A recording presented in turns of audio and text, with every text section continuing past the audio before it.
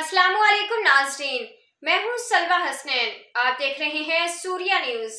आइए नजर डालते हैं आज की अहम खबरों पर। जिला सोहबतपुर से नामो निगार रहीम बख्श थीम। Deputy commissioner Sohbatpur captain retired Fayaz Ali ने आज असिस्टेंट कमिश्नर मांझीपुर अब्दुल करीम बख्ती और महकमा आबपाशी के अफसरान के हमरा मंजोटी केनाल और इच केनाल का दौरा किया। दौरे का बुनियादी मकसद आइंदा मानसून सीजन में होने वाली बारिशों के नतीजे में नहरों की सूरत हाल और एहतियाती तदाबीर पर अमल दरामद को यकीनी बनाने का जायजा लिया। उन्होंने मंजोटी नहर पर मुख्तलिफ नकात का मुआयना किया और तफसीली आगाही हासिल की।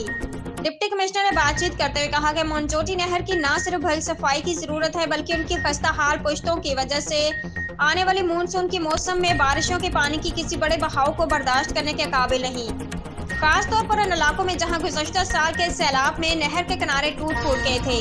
डिप्टी कमिश्नर ने रेगुलेटरी गेट्स का भी जायजा लिया जिसमें रेगुलेटरी गेट्स खराब और गैर फाल हैं। इसके अलावा गुज़श्ता साल के सैलाब ने नहर को मलियामिट कर दिया था जिसकी वजह से नहर अभी तक बंद है। नहर में पानी के बहाव को यकीनी बनाने के लिए भली सफाई की अशद जरूरत है क्योंकि नहर के किनारे जंगली नशोनुमा और जड़ी बूटियों से ढके हुए हैं जो नहर में पानी के अखराज में रुकावट का सबब बन सकते हैं।